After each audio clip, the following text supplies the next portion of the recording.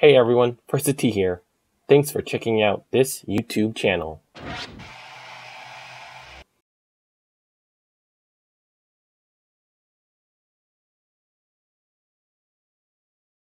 Congratulations, Collin Morikawa, on winning the 2020 Workday Charity Open. Here's his post-win virtual press conference interview. Give it to him. I had to make a lot of birdies from the start, get off to a great start, and we did that. And then kind of middle of the round, he started picking it up. He started making some birdies, and by 15, I found myself 3 back with 3 to go. But I knew I was hitting really good shots. Just had to put myself in the fairway. Had a good look on 16, hit a really good iron shot, missed that putt. I hit it exactly where I wanted. We go to 17, and I have probably one of the best breaks and bounces for my approach shot. It pushed it right with an 8-iron, lands kind of right on the green on the edge of the fringe, and just kicked straight left about 9 feet. And I knew that was kind of the opportunity I needed to, at least give myself a shot coming down to that 18th hole. So, I felt confident, hit a good putt, made that, go to 18, hit a, decent iron shot, get away with my par putt on 18. But throughout the playoff, I got a lot more comfortable, especially after that playoff in Colonial. I felt a lot more comfortable now, but I felt way more comfortable after that, making that birdie putt on the first playoff hole. That was huge. I had to make it after he made it. And, from there on, I just knew, hit fairways, hit greens, put the pressure on him. He obviously had a chance in that second hole playoff, but I'm happy. Okay, we'll take some questions. If you have a question, just turn your video on and unmute yourself, and we'll take one from Daniel Rappaport first. Go ahead, Daniel. Yeah, hey, Collin. I'm wondering, what were you thinking after JT made that 50-footer on you? He screamed, "Come on!" This must have been a tough one for you. Did you say anything specific to yourself, or what was your thought process there? I figured, I just had to make it. Obviously, I wanted to put in really good speed, but it didn't really change much other than if I missed, we're done. It's all over. So, I had my caddy come in, read the putt with me. We agreed on a line, hit it like perfect, exactly how we wanted. And, really helped that JT had that putt, about halfway in between during regulation. So I kind of knew what it did at the end. So as long as I got my line started on there, we had a good shot at making it. But, Justin's an awesome player. The dude plays his butt off, even with those 2 bogeys at the beginning. He's someone that has kind of helped me just get comfortable. That was my first dinner with him in Canada last year, and he just made things a lot easier for me. So, props to him. He's an awesome player, awesome dude as well. Thanks. Okay, next we'll Helen Ross from PGAtour.com. Go ahead, Helen.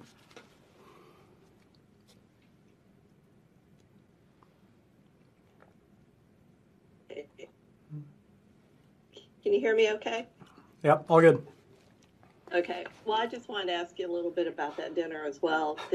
Was it surreal to be going head-to-head with him, with Justin today, after how he's helped you?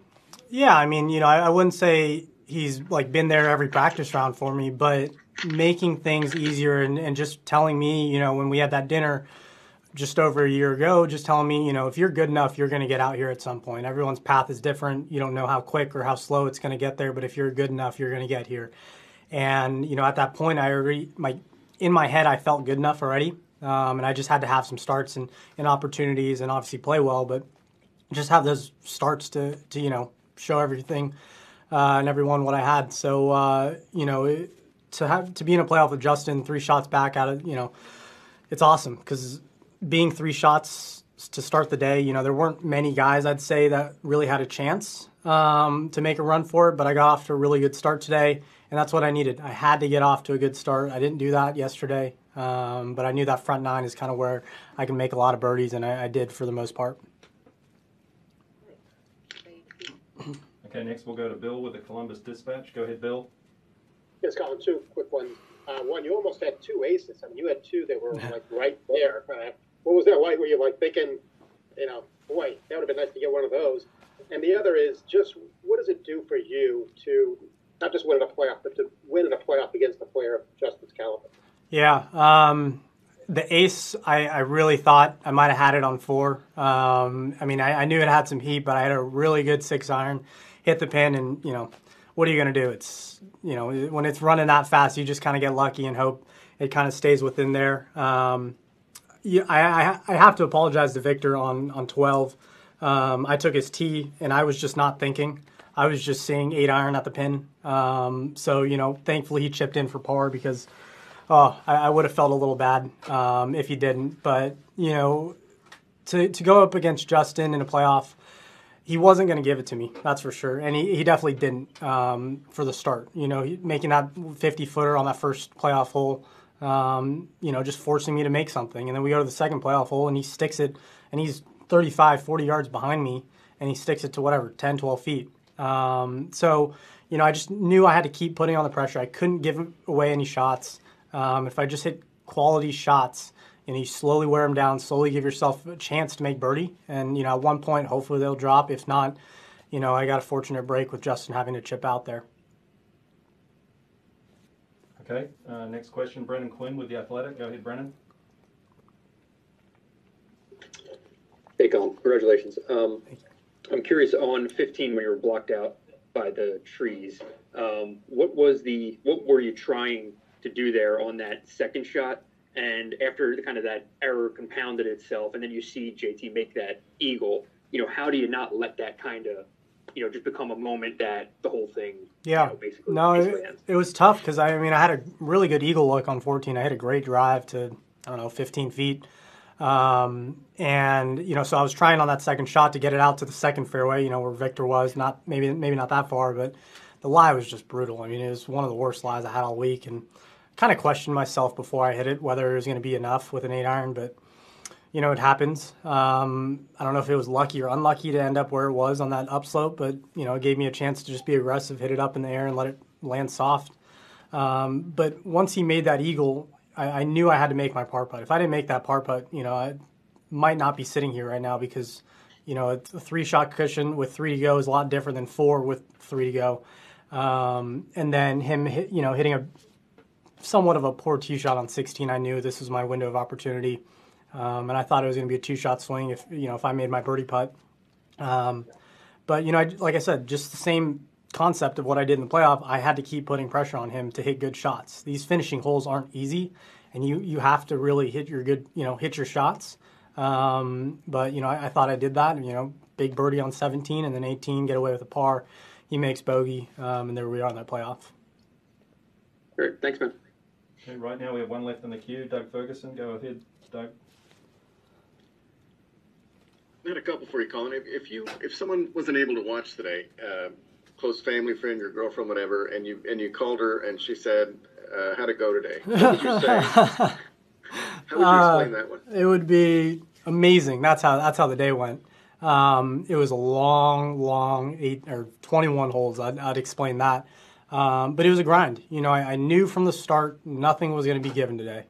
Victor, you know, watching Victor drive the ball is amazing. I think it almost helps my game because he just stripes it, you know. So watching that is always nice to see off the tee. But I knew both of them weren't going to let up. They were going to make a bunch of birdies. Victor started off very strong.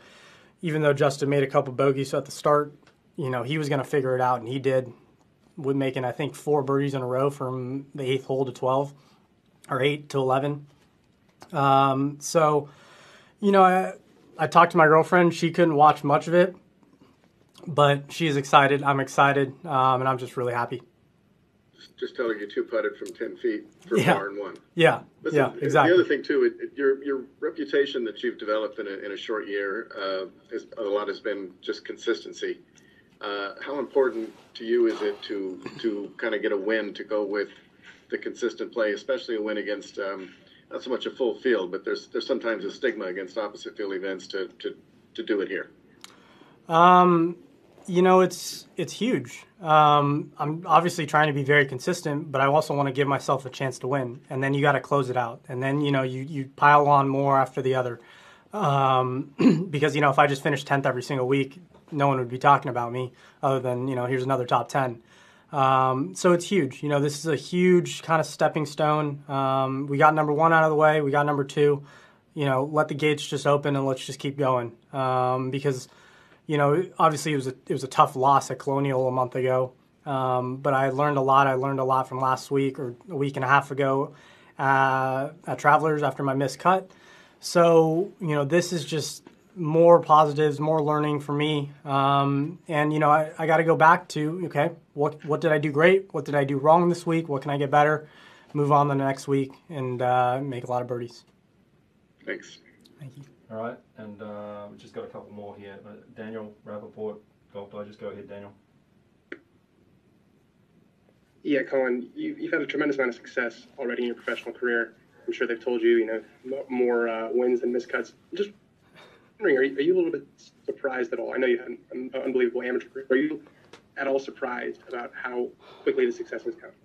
I'm not surprised, but I didn't expect myself to do all this. I just set goals for myself, and I had these things that I wanted to accomplish. Last summer was all about earning status, getting on the PGA Tour, doing something in that manner, get to finals, whatever it was. This year, we set new goals. I set new goals with my coach at the beginning of the year to kind of, look back at what we did great last year. This is going to be my first full season this year, and what, we can do. So, it's not a surprise. It's just, a lot of belief in myself that I could do this. And like I said, I go back to being comfortable. Comfortable, I think, is the best word for a lot of these guys out here because they've been out here for many years. They've been out here. They know the courses. They know where to hit it. And for me, it's getting as comfortable as I can, as quickly as I can. I felt a lot more comfortable in this first hole playoff than I did in that last playoff in Colonial. But I still wouldn't say I'm where I'm at, where, I felt perfectly fine.